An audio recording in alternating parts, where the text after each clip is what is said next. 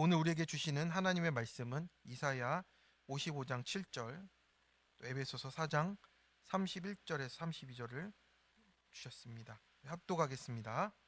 먼저 이사야 55장 7절입니다. 악인은 그의 길을, 불의한 자는 그의 생각을 버리고 여호와께로 돌아오라. 그리하면 그가 긍휼히 여기시리라. 우리 하나님께로 돌아오라. 그가 너그럽게 용서하시리라. 아멘. 에베소서 4장 31에서 32절 말씀입니다. 너희는 모든 악독과 노함과 분냄과 떠드는 것과 비방하는 것을 모든 악의와 함께 버리고 서로 친절하게 하며 불쌍히 여기며 서로 용서하기를 하나님이 그리스도 안에서 너희를 용서하신 것 같이 하라. 아멘. 네, 오늘 말씀은 우리 총회 주제의 말씀이기도 하고요. 그래서 우리 교회도 한 해 동안 또 나아갈 길을, 또 이 시대 가운데 또 우리가 어떤 마음으로 또 이 시대를 바라보며 또 믿음으로 살아갈지를 또 함께 나눠 보고자 합니다. 네, 최근 몇 년간의 드라마 중에서 이렇게 관심을 끄는 요소들이 있었습니다. 그게 어떤 것이었냐면 사적인 정의의 집행에 대한 이런 내용들이에요. 그래서 드라마 중에서 네, 재작년 정도 더글로리 뭐 이런 것들 보시면서 이 간접 이 카타르시스를 느끼는 것도 있었더라고요. 보니까 저 일진들을 어떻게 한번 이렇게 골탕을 먹여주고 싶다 이런 생각도 들고, 모범 택시 이런 거 보면 또 이제 사회의 여러 가지 어두운 부분들을 그러니까 법과 제도가 또 못 다가가니까 그렇게 사회에서 약자를 이렇게 무너뜨리는 강자에게 대리인을 통해서 응징을 하기도 하고 이런 것들이 좀 있더라고요. 그래서 저도 그걸 보면서 약간의 쾌감을 느끼는 것을 보면서 이게 요즘의 시대의 사람들의 또 마음에 이런 부분들이 억눌려 있구나 이런 생각도 들기도 했습니다.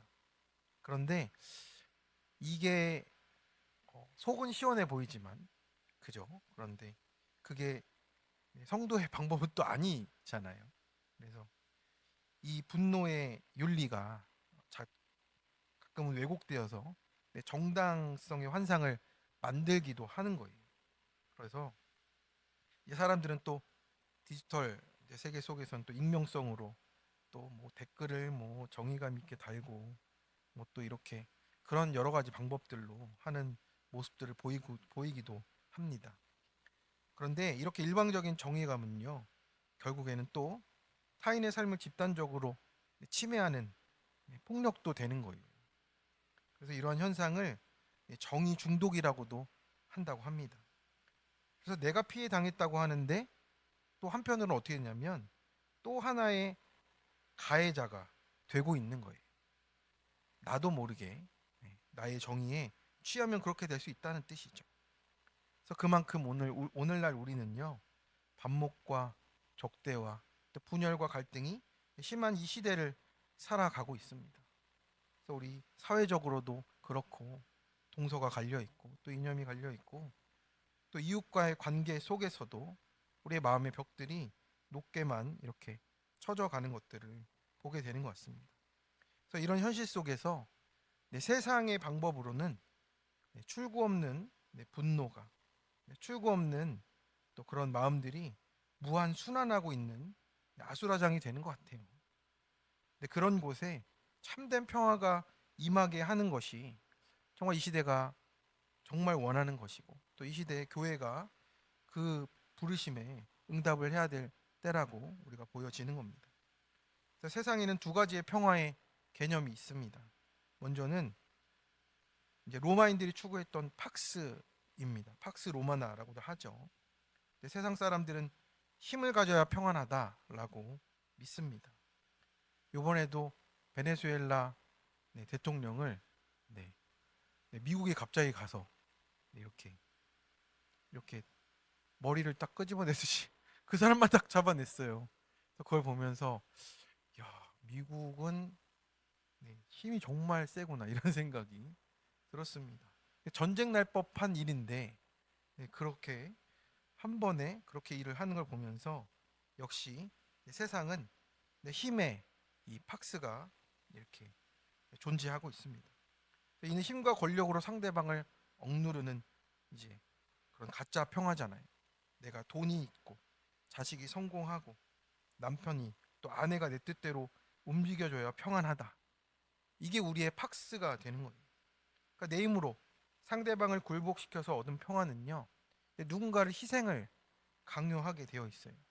그러면 그 힘이 약해지면 또 언제 깨질지 모르는 시한폭탄의 일들이 벌어진다라는 거죠. 그래서 반면에 성경이 말하는 평화는 어떻습니까? 샬롬입니다. 하나님이 원하시는 평화예요. 샬롬은 환경이 좋아져서 오는 게 아니고 하나님과 나 사이에 이 죄의 문제가 해결될 때, 또 어떤 환란 속에서도 내 영혼이 누리게 되는 안식이라는 거예요. 덧붙이자면 전쟁 없는 상태가 아니고 영혼과 육신 그리고 모든 관계 속에서 조금도 부족함이 없는 하나님으로 온전한 상태를 뜻해요. 그래서 하나님은 오늘 우리에게 힘으로 누르는 평화가 아니라 사랑으로 또 용서로 회복되는 진정한 샬롬을 누리라고 말씀을 하시는 겁니다. 지금 내 힘으로 환경을 정복하려는 팍스를 꿈을 꿉니까? 아니면 내 죄를 고백하며 하나님 앞에 샬롬을 원하는지 우리가 띵크해 봐야 한다라는 겁니다. 첫 번째, 구원의 상태가 곧 샬롬입니다. 그래서 우리는 구원을 흔히 문제가 해결되는 것, 상황이 바뀌는 것이라고 생각합니다. 또 믿는 분들은 죽어서 천국 가는 것으로만 생각하기가 쉬워요. 그런데 히브리인들이 말했던 그 구원이란 내가 처한 고통의 현장에서 하나님을 만나는 거예요. 그러니까 구속사로 보면 우리의 삶에 사건이 오는 이유가 있다라는 거죠. 성경에 보면 12년 혈루증 여인에게 왜 그 기막힌 질병의 사건이 왔습니까? 베드로는 왜 물에 빠졌고 삭개오는 왜 그렇게 사람들에게 소외되고 왕따가 되었습니까? 성경을 보면 12년 동안 혈루증으로 고통받던 여인이 치유받았을 때, 또 풍랑 속에서 죽어가던 제자들이 건짐을 받았을 때, 또 죄인이었던 삭개오가 회개하고 새 사람이 되었을 때 예수님은 이 모든 상황을 향해서 구원이 이르렀다라고 말씀을 했어요. 이렇게 병이 낫고 물에서 건져지는 것은 구원의 서론이에요. 그래서 진짜 구원은 그 사건을 통해서 내가 하나님 없이 살 수 없는 죄인이구나. 그것을 깨닫고 주님의 옷자락을 붙잡는 것이 그 믿음이 우리의 구원이 된다라는 겁니다. 그렇게 사건이 축복이 되는 거예요. 그래서 사건이 없으면 우리는 우리의 모습을 제대로 보지 못하는 겁니다. 그래서 질병과 고난이라는 사건을 통해서 내 100%의 오름을 내려놓았을 때 주님께 항복이 되는 거예요. 그 구원이 임한 상태, 그 마음이 바로 진정한 샬롬이 시작되는 겁니다. 내가 주인 됐던 삶을 내려놓고 내가 해결하려고 하는 내 힘을 빼고 하나님이 주인 되심을 누리는 그 평강이 또 그 임하는 모든 과정이 샬롬이 된다라고 하는 겁니다. 그래서 이 평화는 세상이 줄 수 없는 평화예요. 오직 우리 예수 그리스도의 이름으로만 주어지는 선물입니다. 그래서 십자가의 그 핵심이 우리 가운데 화해로 다가오는 거잖아요. 그래서 모든 것이 하나님께로 왔으며 그가 그리스도로 말미암아 우리를 자기와 화목하게 하시고 또 우리에게 화목하게 하시는 직분을 주셨다라고 기록을 하는 겁니다. 그래서 우리의 사명은요, 우리 교회 안에서 일단 우리 직분을 맡으며 살아가는 그 모든 직분 안에 무엇이 담겨 있습니까? 하나님과 우리가 화목하게 하는 직분이 되었다라는 거예요. 그게 나로부터 시작이 됩니다. 내가 하나님과 화목하게 되는 그 직분이고요. 또 우리 옆에 있는 우리 지체를 위해서 하나님이 또 화목하게 하는 직분이 되고 또 아직 하나님께로 나오지 못했지만 그 사람들이 지금 하나님과 화목하지 못하여서 지금 샬롬이 아닌 내 세상의 고난 속에 있을 때 우리가 그들을 화목하게 하는 직분으로 불러주셨다라고 말씀하고 있는 겁니다. 그래서 우리가 그 어떤 일보다 가장 중요하고 시급한 일이 화목하게 하는 일이라고, 또 우리 안에 하나님의 구원과 샬롬을 임하게 하는 것이라고 말씀을 하십니다. 두 번째입니다. 네. 용서의 전제는 십자가의 긍휼과 자백이에요. 네, 그렇다면 어떻게 해야 우리가 깨어진 관계를 회복하며 이 샬롬을 누리고 살 수 있을까? 우리가 고민을 하게 됩니다. 그 시작이 바로 용서라고 오늘 말씀을 하십니다. 많은 분들이 이렇게 말을 합니다. 저 인간은 절대 용서 못해요라고 하는 그 마음이 있어요. 네. 여기에 그런 마음이 없는 분 한번 손을 들어주시기 바랍니다. 네. 하나도 없는 것 같고 네. 왜 용서가 안 됩니까? 용서가 안 되는 이유 중에 가장 중요한 거는 내가 죄인인 걸 모르기 때문에 그렇습니다. 근데 저도 그랬고요. 네, 아내의 잘못만 보고 제 것은 하나도 보지 못하는 그런 이기적인 사람이었고, 하나님 앞에서도 제가 눈이 가렸던 사람임을 고백하게 됐습니다. 저도 사건이 와서야 결국 그것을 깨닫게 되는 사람이었던 것이죠. 그래서 오늘 본문 이사야 55장 7절은 용서의 과정을 이렇게 선포합니다. 우리 한번 같이 55장 7절을 읽어 보겠습니다.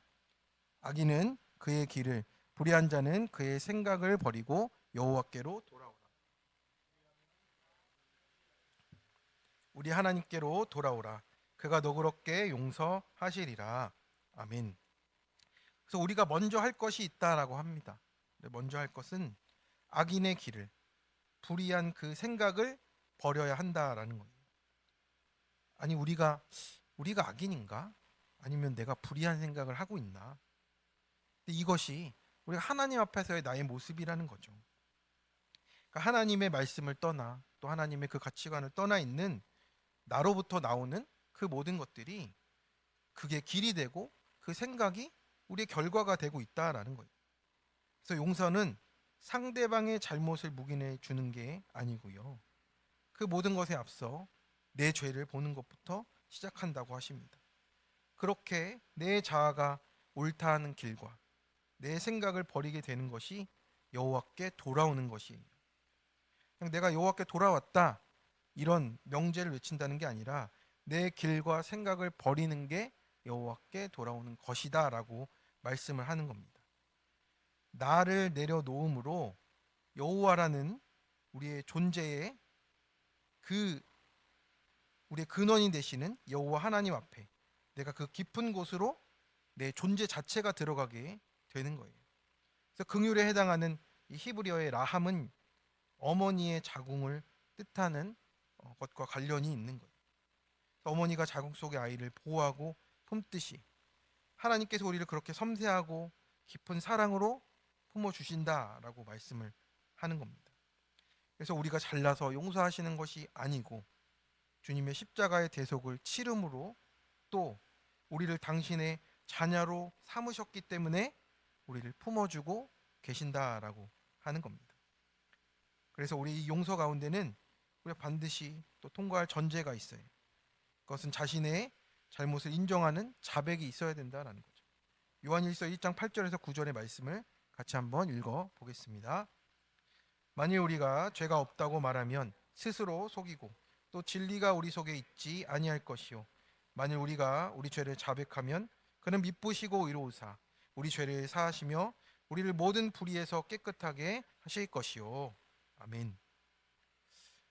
요셉의 형들이 요셉 앞에 무릎을 꿇고 자신들의 죄를 정직하게 자백했을 때 20년의 한 맺힌 세월이 녹아내리고 진정한 화해가 시작되잖아요. 그래서 요셉의 형들이 요셉 앞에서 우린 당신의 종입니다 라고까지 자신들을 낮출 때 화해가 나타났습니다. 내가 피해자인 줄만 알았는데 사실은 내가 하나님을 배반한 가해자였음을 우리가 십자가 앞에서 깨닫게 되는 겁니다. 나를 피해준 사람이 저 사람 때문이라고 생각했는데 사실은 우리 모두가 십자가 앞에 섰을 때는 모두 가해자가 되는 그 하나님 앞에 서는 우리의 모습이 있다라는 거죠. 그렇게 내 죄를 보는 한 사람, 내 죄를 고백하는 한 사람이 있는 그런 가정과 공동체, 그 나라는 반드시 살아나게 되어 있다라고 말씀을 합니다. 우리가 영화 밀양을 보신 분도 있을 것인데, 네. 우리가 용서라는 말을 할 때 이렇게 가볍게 소비되는 위험이 있다라고 합니다. 이 영화를 보니까 주인공 신혜라는 주인공이 있습니다. 이 사람은 이제 사랑하는 아들을 어떤 그 범죄자에 통해서 아들을 잃었습니다. 그래서 깊은 상심감 속에서 신앙을 붙들고자 애를 쓰며 살아갔죠. 근데 교회는 신혜의 고통에 충분히 응답을 못했어요.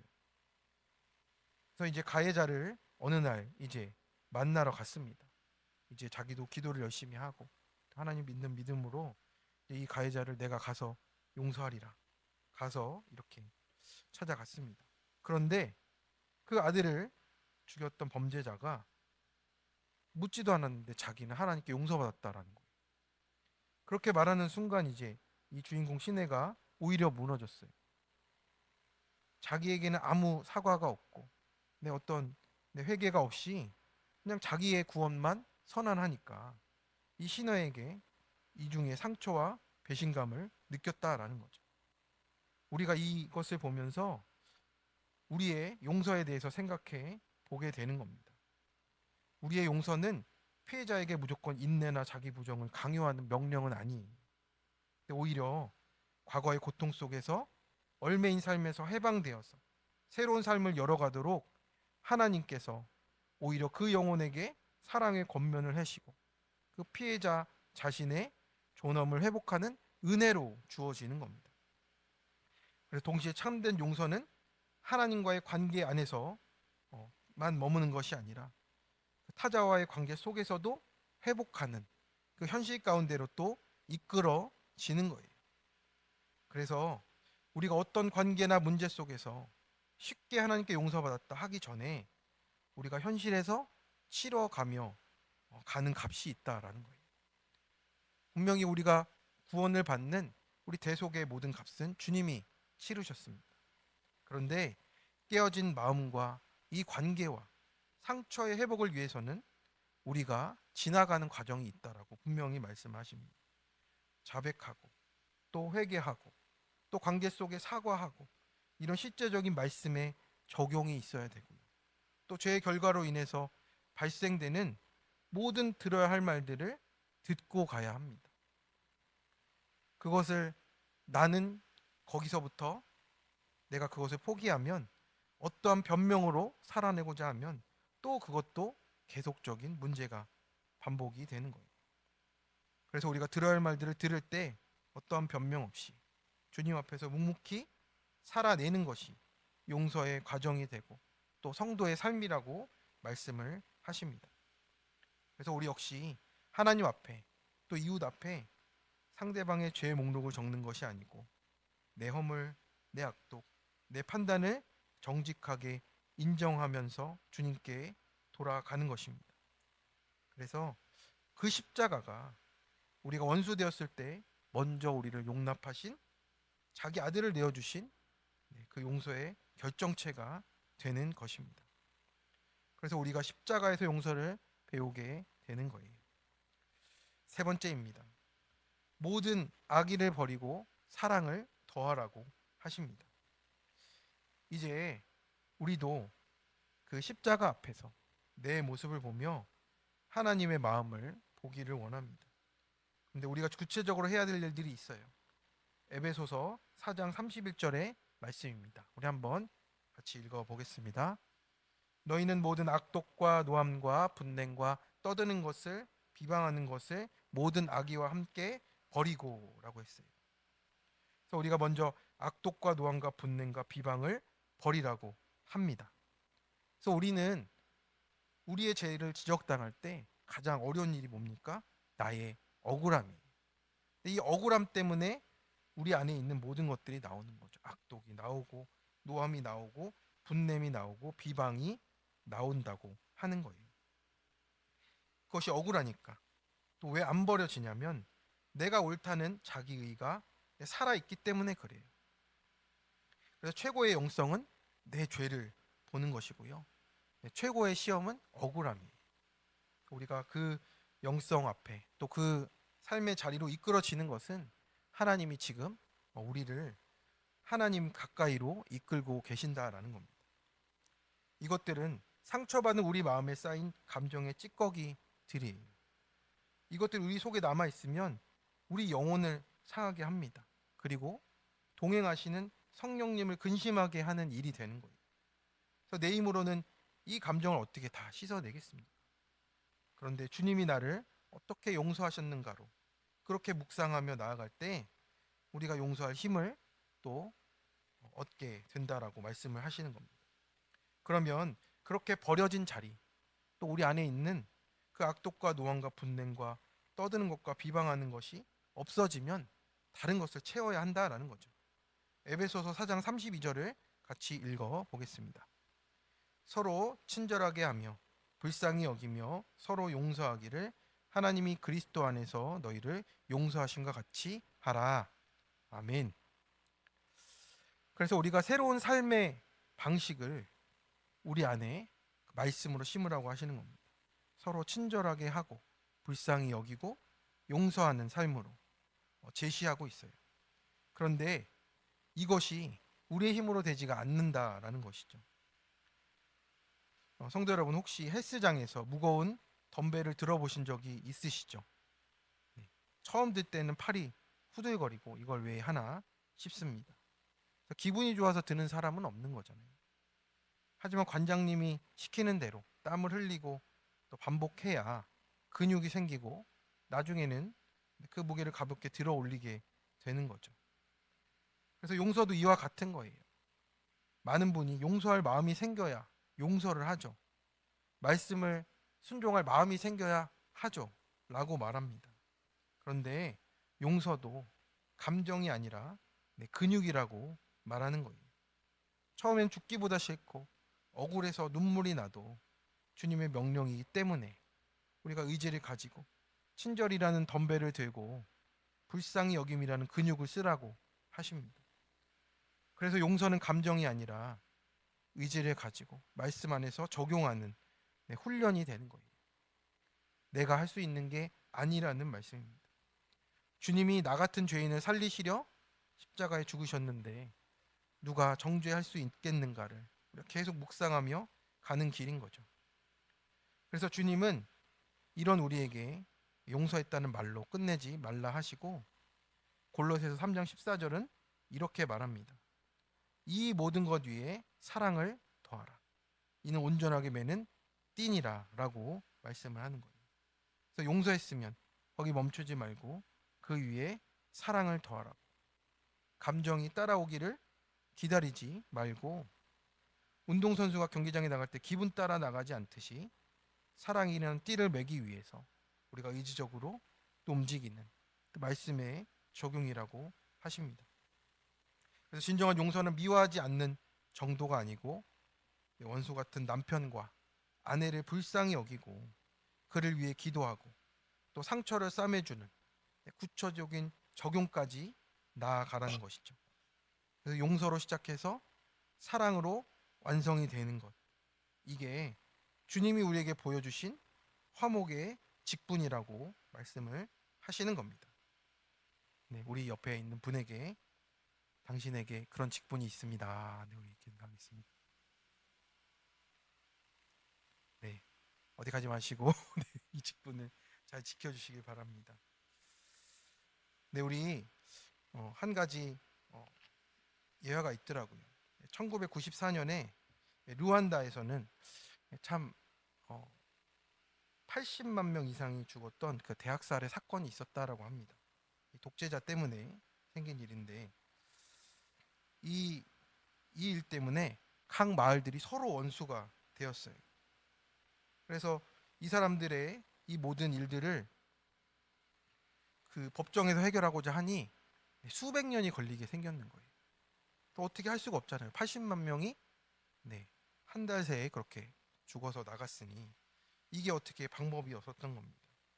그래서 이 르완다에서 지도자들이 모여서 고민을 했습니다. 그래서 법정에 직접 가지 말고 우리가 풀밭에 모여서 카카카라는 이 특별한 법정을 열었다라고 합니다. 이건 루안다에서 옛날부터 전해져 내려오는 그런 야외 법정이었는데 그 법정은 이렇게 진행이 됩니다. 가해자는 자기가 지은 죄를 눈물로 자백하고 피해자는 그 자백을 들으며 통곡하는 거예요. 그래서 이 법정은 세상의 법정과 다릅니다. 세상의 법정은 죄를 숨겨야 살지만 이 카카카 법정은 죄를 드러내야 용서받고 살 수 있대요. 그래서 실제로 이제 이런 일들이 많았답니다. 루안다에 베르나데트라는 여인이 있었는데 이웃집 청년이었던 카시엔이라는 이 청년이 이 베르나데트의 여인의 아들을 죽인 거예요. 이 학살의 시기에. 그래서 몽둥이를 들고 아들을 살해했는데 바로 옆집이었던 이 이웃 관계가 이제 살인자와 피해자의 관계가 돼버린 거죠. 수년 후에 이 일이 있은 후에 수년이 흘렀고 이 카카카 법정이 열렸는데 이 가해자 카시에는 마을 사람들 앞에서 자신의 죄를 낱낱이 고백했대요. 그리고 변명하지 않았습니다.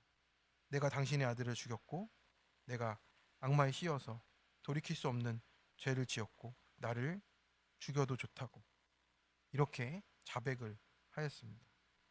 이 베르나데트라는 여인은 그 고백을 듣고 통곡을 한 거죠.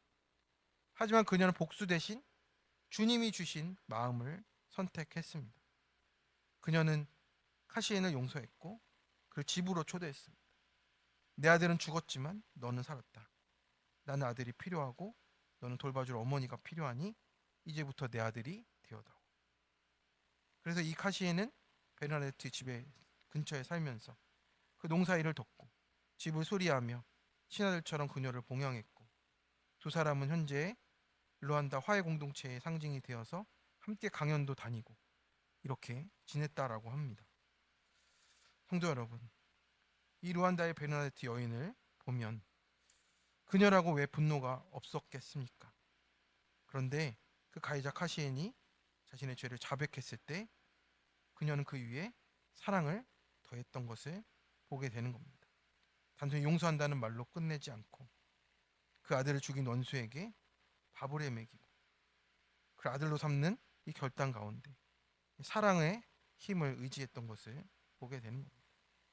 그런데 이게 우리의 힘으로 되는 것이 아니라 진짜 샬롬을 힘입은 사람, 내가 먼저 십자가의 긍휼을 입은 자임을 기억하면서 도저히 사랑할 수 없는 사람에게 친절과 긍휼의 손을 내밀 때 시작된다고 이렇게 말씀을 하십니다. 내 삶에, 내 가정에, 공동체와 삶의 자리에 이런 카카카의 기적이 일어나기를 우리가 소망하게 되는 것입니다. 그래서 지금 이 시대에 정말 용서하기 어렵고 사랑하기 어려운 이 시대를 살아갑니다. 우리 가정 안에서도 우리 그 작은 일 하나도 우리가 참 견뎌내기 힘든 시기를 보내잖아요. 오늘 주님이 우리를 용서하신 것 같이 우리도 서로를 불쌍히 여기고 내 마음의 미움과 악의를 십자가 앞에 내려놓을 때 주님이 주시는 진정한 샬롬이 임할 줄로 믿습니다. 그래서 올 한 해 우리 가정과 일터, 우리 교회가 사랑과 용서로 세상을 변화시키는 믿음의 공동체, 또 올 한 해 주님께 온전히 쓰임 받는 우리 교회 되기를 간절히 축원합니다. 적용 질문입니다. 내가 원하는 대로 환경이 풀리고 자녀 성공, 남편, 아내의 변화, 재정 확보, 문제 해결, 상대가 내 뜻에 굴복해야 평안을 느끼는 팍스를 구하고 있습니까? 환경과 상관없이 내 죄를 고백하는 참된 샬롬으로 평안을 얻습니까?